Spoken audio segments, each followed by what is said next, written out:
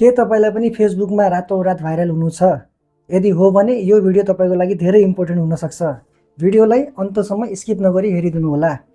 साथीहरू, आजभोलि हाम्रो देशमा चलिरहेको चुनावी माहौलले गर्दा गरमा गरम भिडियोहरू युट्युबमा, फेसबुकमा, टिकटकमा, जताततै सोशल मिडियाहरूमा भाइरल भइरहेका छन् र ती भाइरल भिडियोहरूलाई केही साथीभाइहरूले रियुज गरेर भिडियोलाई डाउनलोड गर्दै आफ्नो भिडियोलाई त्यसमा लगाएर केही आफ्नो भोइस ओभर गरेर त्यसमा न्युज सम्बन्धी केही टपिकहरू उठाएर ती भिडियोलाई रिपोस्ट गर्दै आफ्नो पेजमा, आफ्नो च्यानलमा लाखौँमा भ्युज बटुलिरहेका छन् र कतिपय भिडियोहरू त तपाईको फिडमा पनि तपाईँ देख्न सक्नुहुन्छ।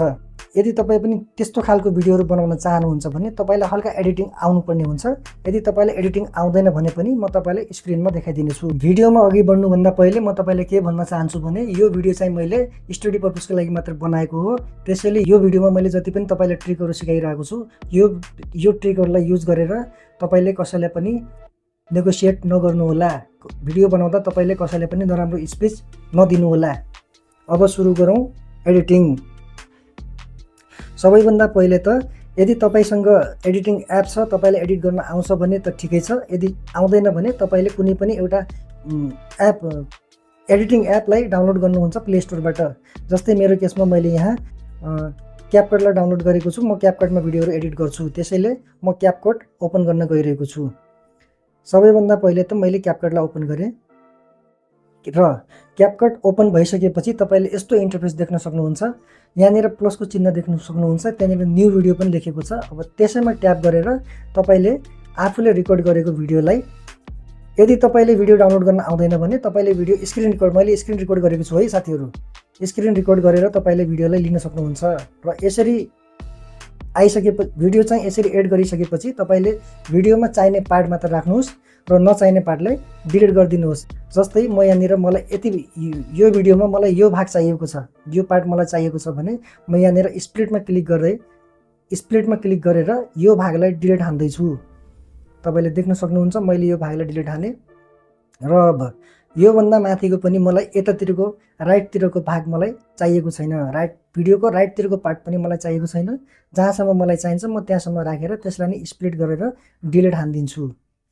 र अर्को कुरा साथीहरू, तपाईले यति गरिसकेपछि यो क्यापकटको चाहिँ लोगो भनेर आउँछ, त्यो लोगो पनि डिलिट गर्न नबिर्सनु होला। यदि तपाईले यो लोगोलाई डिलिट गर्नु भएन भने तपाईको भिडियोमा कपिराइट आउन सक्छ। अब यति गरिसकेपछि तपाईले तपाईको भिडियोलाई कुन रेसियोमा राख्ने भनेर सोच्दै हुनु होला। यदि तपाईले फेसबुकको लागि भिडियो बनाउन लाग्नु भएको छ भने 9:16 लाई सेलेक्ट गर्नुहोस्। मैले पनि यहाँनिर 9:16 लाई सेलेक्ट गरेँ। यति गरिसकेपछि तपाईले भिडियोले चाहिँ एडजस्ट गरेर राख्न सक्नुहुन्छ। तपाईले कति ठुलो बनाएर राख्ने, जस्तै मलाई चाहिँ यति ठुलो बनाएको ठिक लाग्दैछ, मैले यति ठुलो बनाएर मैले यहाँ राख्न गइरहेको छु। ल मैले यति ठुलो पारेँ, यो भिडियोले चाहिँ मैले यत्रो बनाएर राखेँ। अब यसपछि तपाईले नेक्स्ट टाइम के गर्नुपर्छ भने तपाईले यहाँनिर तल गएर हेर्न सक्नुहुन्छ ओभरले भनेर छ, त्यो ओभरलेमा ट्याप गर्नुहोस् अनि त्यसपछि यहाँनिर एड ओभरले भनेर आउँछ। तपाईले स्पिच दिएर तपाईले भोइस ओभर गर्नुभएको थियो, त्यो भिडियोलाई चाहिँ एड गर्नु पर्यो। एड गरेर सेम त्यसलाई नि आफूले जत्रो बनाउन चाहनुहुन्छ त्यत्रो बनाएर राख्ने र चाहिने जति भाग राखेर अर्को पार्टलाई डिलिट हानिदिने।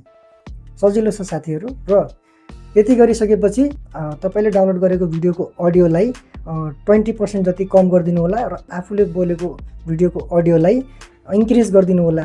त्यसले गर्दा तपाईको भिडियोमा कपिराइट आउने चान्स एकदमै कम हुन्छ। अब त्यति गरिसकेपछि तपाईले आफ्नो त्यो भिडियोहरूमा केही एडजस्टमेन्ट गर्न सक्नुहुन्छ। जस्तै मैले यहाँ एडजस्टमा क्लिक गरेँ र केही जस्तै ब्राइटनेस मैले बढाइदिएँ अनि त्यसपछि कन्ट्रास्ट बढाइदिएँ, त्यसपछि अरू गरेर त्यस्तै गर्न सक्नुहुन्छ। यसले गर्दा तपाईको भिडियो अलि राम्रो र एट्र्याक्टिभ देखिन्छ। त्यति गरिसकेपछि तपाईको भिडियो रेडी टु युज भयो। तपाईले यहाँ माथि देख्न सक्नुहुन्छ 1080 पिकमा कतिमा तपाईले अब त्यसलाई एक्सपोर्ट गर्ने, त्यो माथि तपाई देख्न सक्नुहुन्छ 1080। मैले यहाँ 1080 पिक र 30 fps मै एक्सपोर्ट गरिरहेको छु।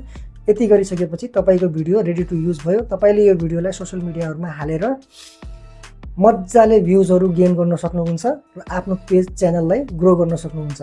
भिडियो कस्तो लाग्यो? यदि तपाईलाई भिडियो अलिकता पनि इन्फर्मेटिभ लागेको छ भने मेरो भिडियोलाई लाइक, कमेन्ट, शेयर गर्नुहोस् र मेरो च्यानललाई पनि सब्स्क्राइब गरिदिनुहोस्। र तपाईलाई यस्तो सेटअप बनाउनलाई के गर्नुपर्छ भन्ने लागिरहेछ भने मलाई कमेन्ट गर्नु होला।